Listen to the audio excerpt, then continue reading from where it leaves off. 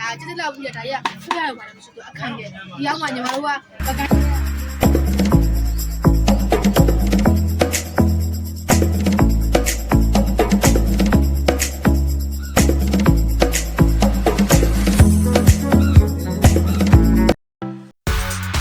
ဒီနေ့မှာတော့စိတ်ဝင်စားစရာကောင်းတဲ့ကုဖျားကြီးအကြောင်းကို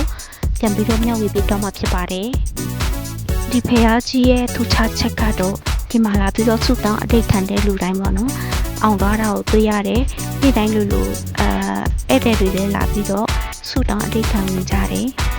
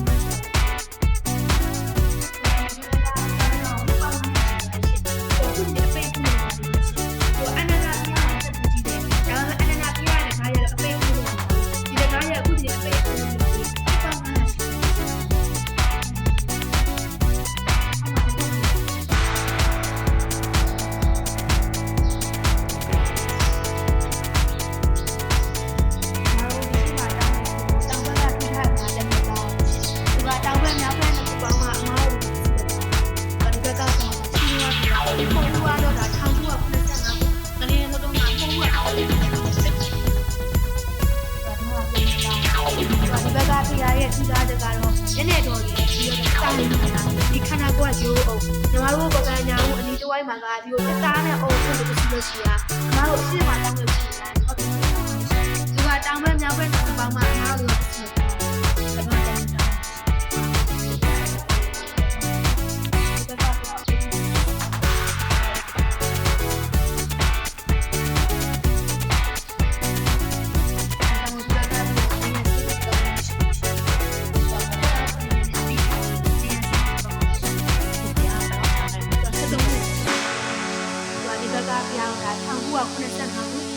တော့ကဒီဖရာရောဒီမဟုတ်ရောဒါပူချက်ပစီထားတာရှင့်ဒီဘက်ကတော့ဒါရှိလျာမရှိတော့ဘူးရှင့်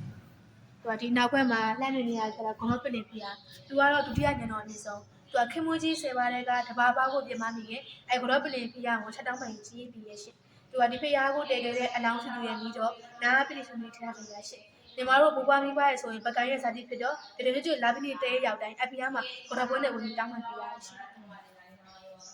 ပါပါဘုရားလည်း ခေါင်းပလင်ဖရာရှင့်ဟုတ်ကဲ့ရှင့်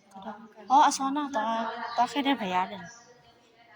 ဒီကဖရာကြီးဆိုတာ1985ခုငနေအကြီးကျယ်လို့တုန်းကဒီဖရာကြီးရဲ့ဒီမျက်နှာတော်ပြုတ်ချထားတာရှင့်ဒါအသက်ပြန်လည်းမွတ်မှတ်ထားတာသူကခန္ဓာကိုယ်နဲ့အနောက်ကနေရစီးပြကြတော့နှစ်ပေါင်း900ရှိပါလိမ့်ရှင့်ငါအလူရှိတူကဒီမှာစီးပွားရထိုင်လာသူ့ရဲ့အဋ္ဌံအောင်မလို့ဒါလုံးတော်တူရှိထားတာရှင့်တကယ်လို့အမားတို့ဒိဋ္ဌံအောင်ရင်လည်းကိုတက်နိုင်တဲ့ဌာနလေးကိုလိုက်ဆက်ပေးပို့ကောင်းနေရှင့်ကိုရကိုကြလေဟုတ်ကဲ့ရှင့်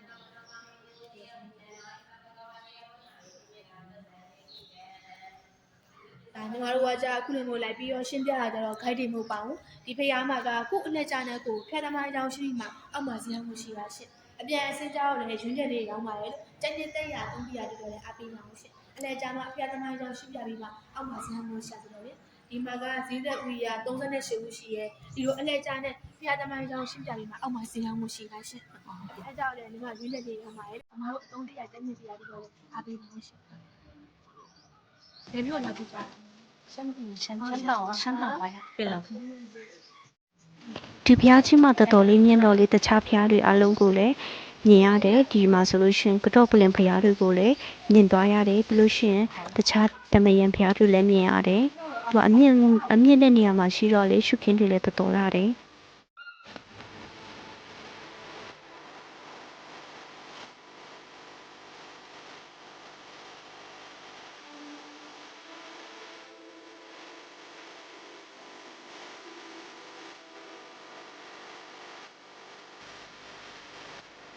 ဒီအခုမြင်ရတဲ့မြင်ကွင်းဟာဆိုလို့ရှိရင်ပကံမှာအတိတ်ခံဝင်ပြီးတော့အောင်မြင်သွားတယ်ရန်ကုန်က ရန်ကုန်လူတယောက်ပေါ့နော်အဲ့မှာဒီမှာလာပြီးတော့အလူကန်လောက်တာဖြစ်ပါတယ်နေ့တိုင်းလူရှိတယ်လို့ပြောတယ်တခါတလေဆိုလို့ရှိရင်တရက်ချာနေရက်ချာပေါ့နော်ဒီအလူမှာဆိုလို့ရှိရင်ကြက်သားရယ်သမင်းရယ်ပြီးတော့ဖြိုရည်တပူးရယ်အလူလောက်တာဖြစ်ပါတယ်အဋိဌံကိုဘယ်လိုအဋိဌံဝင်ကြလဲဆိုတော့အချိန်တခုနဲ့တိုင်တည်ပြီးတော့ဆူတောင်းရပါတယ်နှစ်ချီကာလမဟုတ်ပဲနဲ့လပိုင်းလောက်ပဲအဋိဌံဆူတောင်းရပါမယ်ဥပမာဆိုလို့ရှိရင်3လပြည့်ရင်4လပြည့်အဲ့လိုမျိုးပေါ့နော်3လ4လတို့ပေါ့ဆူတောင်းပြည့်ပြီးရင်ဖះမှာလာပြီးတော့ကုသိုလ်တစ်ခုခုပြန်လာလို့ရမယ်ပြီးတော့ဖះကိုပြုပြင်တာတို့ပြီးတော့ဒီပကံမှာအလူလာလောက်တာတို့ပြန်ပြီးတော့ပြုလုပ်ရပါတယ်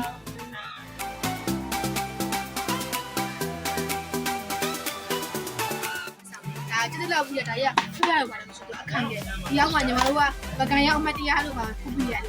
လက်ဆောင်ပေးတယ်နာမည် မာလေးတို့လက်ဆောင်ပေးခြင်းနဲ့နာမည်လေးရေးပေးရတယ် အော်ဒါပဲဆိုရင်တော့နေရှိတယ်ဆိုတော့ဒီလိုလေးဖျားကိုလေတောက်တော်ရေးစန်စီစားလေးလူတွေတော့ချိုးချိုးပိုးကြွယ်ဝါတယ်တိတ်ဟုတ်တယ် တချို့ဆိုလက်ပြင်းနေဆိုကြတယ်လို့လေ လာပြီးနေတိုင်းပြီးတော့ညီမတို့တော့ဒီမှာလာပြီးနေတိုင်းစန်စီစားလေးကတ်ဘူးဘက်ပြီးတယ်တော်တော်များများနေတယ် နာမည်ဇာတိလေကျွန်တော်ရှင်းပြပြရယူကညီမလေးဒီညီမလေးကတနေ့ကုန်းမှတက်လက်လေးရတာအလှလေးနဲ့ရောင်းလာညီမလေးအမတို့ဖေရလေဒါလူတိုင်းကိုရောင်းလို့မရအဲ့အကြောင်းလို့သူ့ကမြလေးကရောင်းချင်တာမှန်တာပြောရဆိုလို့သူတို့မှလေတနေ့ကုန်းလို့ဒီတစ်ခါတလေကျဈေးဥတော်မပေါက်တဲ့ရရှိရအဲ့ဒီရရှားတော့ကြလေဒါဆိုတီရှူပေါက်လေးတကယ်ပါညီမလေးသူတို့ရဲ့နာနာနဲ့ဝယ်တာဆိုတာလေးဆိုပြီးနေနေလေး ဗီဒီယိုလေးကိုအဆုံးထိကြည့်ရှုအားပေးကြတဲ့အတွက်ကျေးဇူးများတင်ပါတယ်နောက်ဗီဒီယိုတစ်ခုမှထပ်တွေ့မယ်နော်